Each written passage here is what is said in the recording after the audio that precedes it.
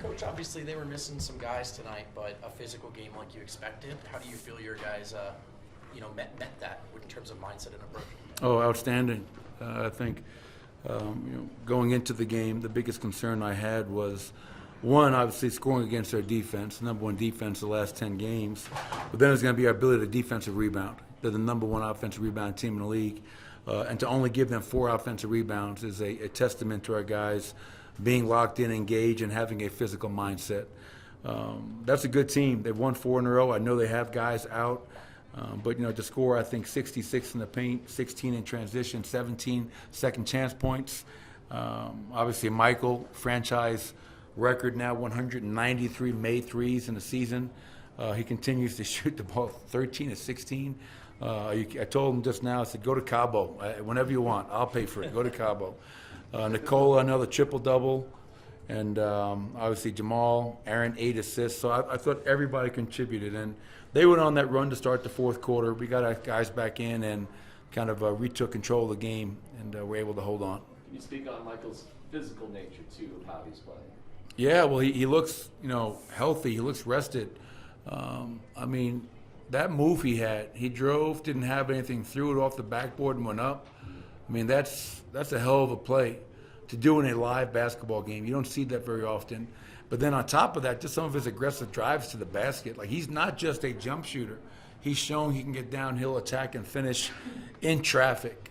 So I think Michael's game right now is just firing on all cylinders. And he's healthy, which is a big part of that. Did Jamal just turn an ankle on that landing at the end, or was Yeah. there anything else? Yeah, that just turned his ankle a little bit. Okay. Did you talk to him at all? Was he?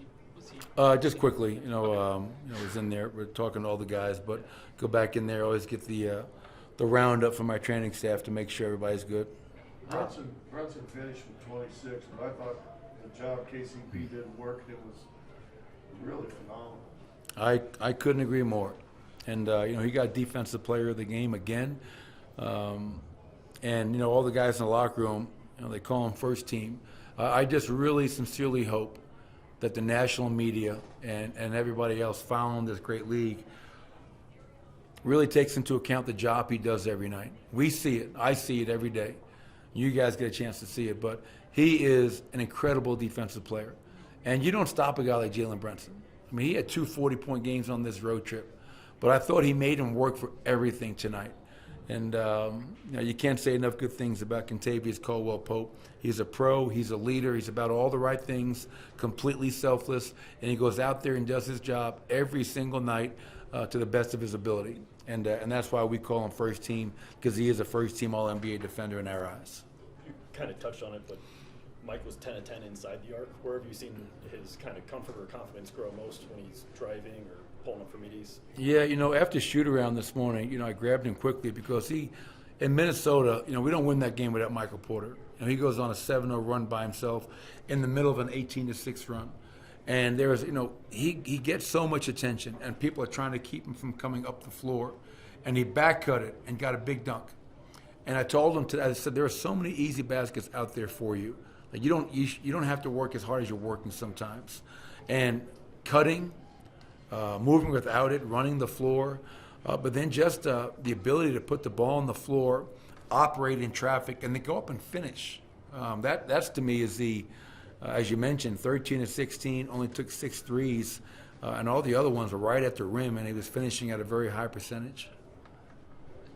I know nothing is totally unbelievable with Nicola, but could you tell that that shot with about 5 minutes left went over the back and over the top of the backboard?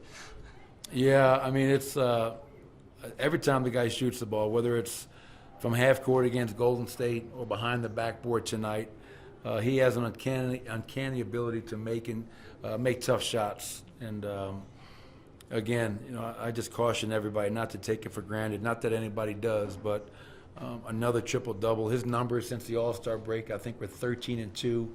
He's averaging close to a triple-double in that time.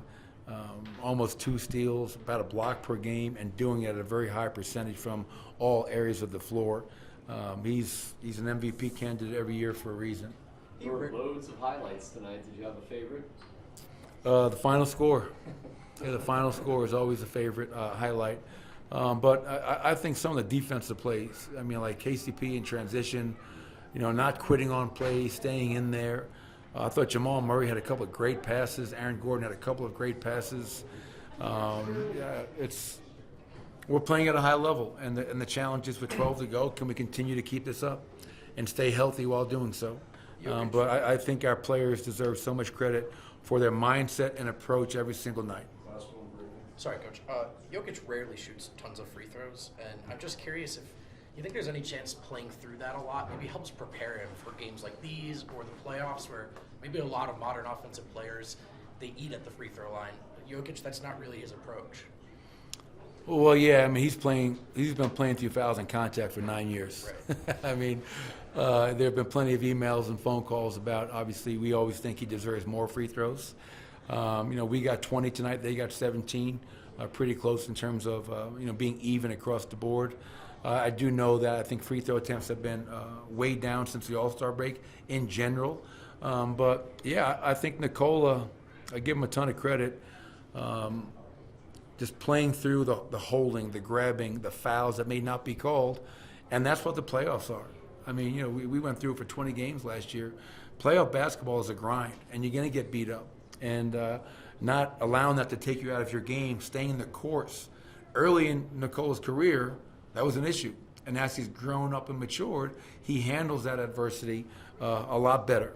And I'm proud for him as he continues to improve in all areas of the game, on and off the court. Thanks, everybody.